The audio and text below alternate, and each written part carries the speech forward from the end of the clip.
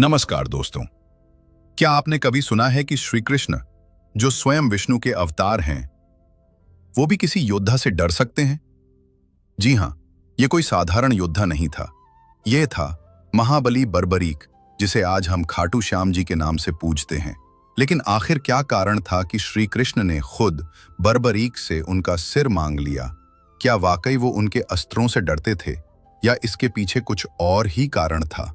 चलिए जानते हैं एक रहस्यमयी और अद्भुत कथा जो बहुत कम लोग जानते हैं।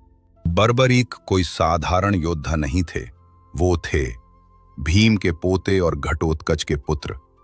बचपन से ही उन्होंने ऐसी शक्ति अर्जित की थी जिसकी कल्पना भी महाभारत के महायोद्धा नहीं कर सकते। उन्होंने कठोर तप किया और भगवान शिव से 3 अमोघ बाणों का वरदान पाया। इन बाणों की शक्ति ऐसी थी कि पहला बाण दुश्मन को चिन्हित करता, दूसरा उन्हें समाप्त करता और तीसरा वापस लौट आता।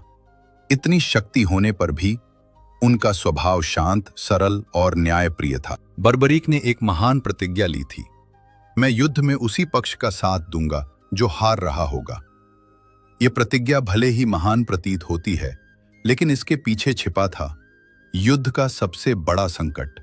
श्री कृष्ण को यह स्पष्ट दिख रहा था कि यदि बर्बरीक युद्ध में उतरते हैं तो वो हर बार हारने वाले पक्ष की ओर जाएंगे और युद्ध कभी खत्म नहीं होगा।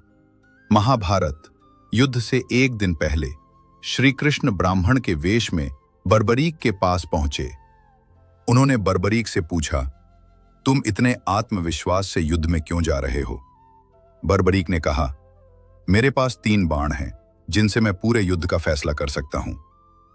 कृष्ण ने बर्बरीक की शक्ति की परीक्षा ली और जब देखा कि एक पत्ता भी नहीं बचा तो उन्हें एहसास हुआ, यह योद्धा अगर युद्ध में गया तो सिर्फ वही बचेगा, बाकी सभी नष्ट हो जाएंगे। श्री कृष्ण ने कहा, यदि तुम सच्चे वीर हो तो धर्म की रक्षा के लिए मुझे अपना सिर दान दो। बर्बरीक मुस्कुराए। उन्होंने एक क्षण भी नहीं सोचा।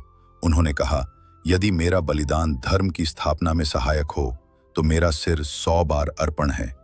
और वहीं श्री कृष्ण के आदेश पर बर्बरीक ने अपना मस्तक दान कर दिया।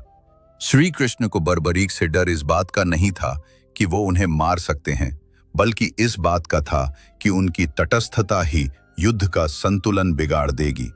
बर्बरीक का निर्णय निष्पक्ष था, लेकिन धर्म की दृष्टि से हानिकारक।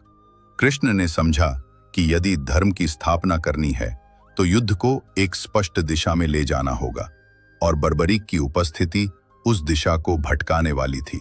श्री कृष्ण ने बर्बरीक को वचन दिया, तुम्हारा सिर युद्ध भूमि से सारा युद्ध देखेगा और कलयुग में तुम्हारी पूजा मेरे नाम से पहले होगी।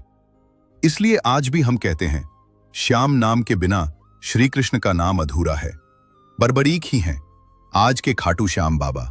दोस्तों, श्री कृष्ण का डर सिर्फ शक्ति से नहीं था, बल्कि समय, न्याय और धर्म के संतुलन को लेकर था। ये कथा हमें सिखाती है कि कभी-कभी सच्चे योद्धा वो होते हैं जो युद्ध नहीं लड़ते, बल्कि धर्म के लिए खुद को समर्पित कर देते हैं। अगर ये कथा आपके हृदय को छू गई हो तो कमेंट में लिखिए, जय श्याम बाबा।